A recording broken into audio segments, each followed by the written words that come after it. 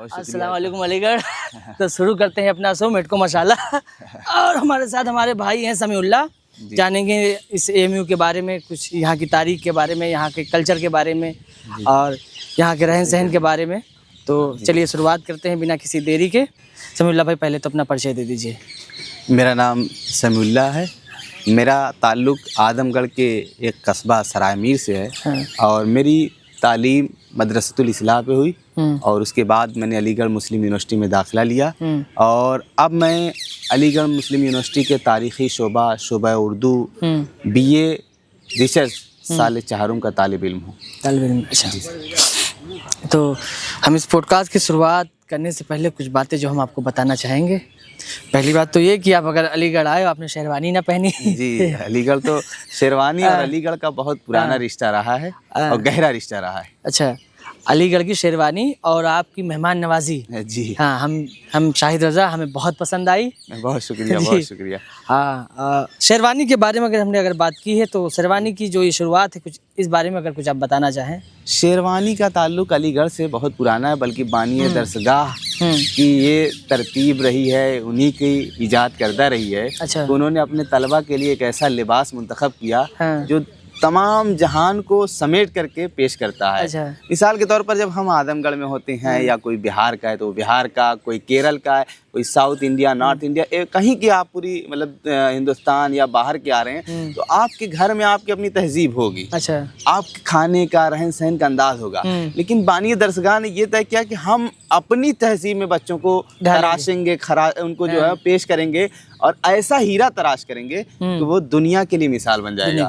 اب ہم جب تاریخی دروازہ, جسے ہم باب سید کے نام سے یاد کرتے ہیں, جانا جاتا ہے, جب ہم اس سے داخل ہو جاتے ہیں تو پھر ہماری تہذیب, ہمارا کھانا, ہمارا رہنا سہنا سب کچھ بدل کر کے ہماری تہذیب وہ تہذیب ہو جاتی ہے جسے تہذیب علی گڑھ کہتے ہیں. تہذیب علی گڑھ. اور ہمارا لباس وہ ہو جاتا ہے جسے یہاں کی انتظامیہ نے, یہاں کے معماروں نے طے کیا تھا. تو یہ خوبی ہے شیروانی کی. اور جب ہم شیروانی میں ملبوس ہوتے ہیں تو یقین جانیے کہ آپ کو ہر کوئی سلام اس پہلو سے کرے گا کہ وہ آپ کو سر سید کا وارث سمجھتا ہے. اچھا. آپ گویا شیروانی پہن کر کے اس بات کی طرف اشارہ دے رہے ہیں کہ آپ اس عظیم خواب کو پورا کرنے کے لیے کھڑے ہوئے ہیں, اور آپ اس عظیم خواب کو تعبیر دیں گے جسے بانی درسگاہ نے دیکھا تھا. آپ ہندوستان کے ماتھے پر اس جھومر کے مانند ہوں گے جو اس کی سجاوٹ میں, اس کے نکھار میں, اور اس کی حسن کو دوبالا کرتا ہے. یہ شیروانی اس چیز کی علامت ہے. یہ ایک طریقے سے ہماری تہذیب ہے. اچھا. اور ہماری تہذیب, ظاہر ہے ہم اپنی تہذیب کو تمام چیزوں پر فوقیت دیتے ہیں. اچھا. جی سمیع اللہ بھائی, میرا جو پہلا آپ سے سوال یہ ہے کہ جو اے ایم یو ہے, علی گڑھ مسلم یونیورسٹی, اس کی ہسٹری کیا تھی, کیا رہی, کہاں سے اس کی شروعات ہوئی, جی ہاں, آج کہاں تک یہ پہنچی ہے, کتنے سال اس کو ہو گئے. دیکھیے, علی گڑھ مسلم یونیورسٹی تو قائم ہے 1875 اور میں مدرسۃ العلوم مسلمانان ہند سے یہ 2 سال بعد مومڈن اینگلو اورینٹل کالج 1870 میں قائم ہوتا ہے. تو علی گڑھ کی ہسٹری تو کافی پرانی ہے, لیکن یہ آپ یہ جاننا چاہ رہے ہیں, میرا خیال ہے آپ کا سوال ہے کہ علی گڑھ کی تاریخ شروع کہاں سے ہوئی, یا بانی درسگاہ کے ذہن میں خاکہ کیسے بنا.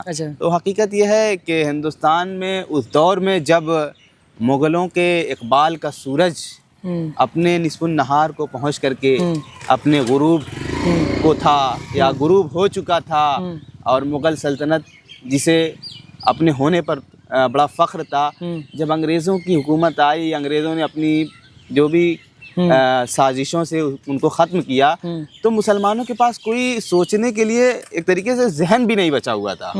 ایسے پورا آشوب دور میں سر سید نے یہ طے کیا کہ میں معمار قوم کی حیثیت سے اپنی قوم کو کی نیا کو, اپنی قوم کو بچاؤں گا. اور انہوں نے نہ صرف سیاسی, سماجی, ہر اعتبار سے سوچا, اور آپ نے یہ طے کیا کہ تعلیم وہ واحد ذریعہ ہے جو 100 ہتھیار سے بہتر ایک قلم ہے, اور انہوں نے اپنے طلبہ برادری کو قلم سے نوازا. اور آپ دیکھیے کہ علی گڑھ مسلم یونیورسٹی بانی درسگاہ کا جو خواب تھا 1857 کے غدر کے بعد, مسلمان گویا سوچنے, بلکہ ان کے ذہن کو گویا کہ ذہن مات گیا تھا, ذہن سوچنے کی صلاحیت نہیں رکھتا تھا کوئی. مطلب ایک طریقے سے کہہ لیجئے کہ ایسے پرآشوب دور میں اگر کوئی ہمارے لیے سوچ رہا ہے تو یہ بہت بڑی بات تھی. اس وقت سر سید نے 1857 کے بعد یہ طے کیا، کئی کوششیں کی، تہذیب الاخلاق اسی کی اہم کڑی ہے، علی گڑھ گزٹ ہے، اور اسی طریقے سے پھر سر سید کا لندن کا سفر ہے جو صرف اور صرف اس مقصد سے تھا کہ اپنے قوم کو کیسے بچائیں، وہ قوم کی اس نیا کو کیسے پار لگائیں جو ڈوبنے کو ہے، کیونکہ مغلوں کا اقتدار جا چکا تھا اور انگریزوں کی سازش تھی وہ کسی طریقے سے ہندوستان کو توڑ کر کے اس کی وہ خوبصورتی کو کہیں نہ کہیں خراب کر دیں جس کی وجہ سے ہندوستان جانا جاتا ہے۔ ایسے پرآشوب دور میں، ایسے عالم میں انہوں نے نہ صرف اس یونیورسٹی کی بنیاد رکھی بلکہ ہندوستان کو مستحکم کیا۔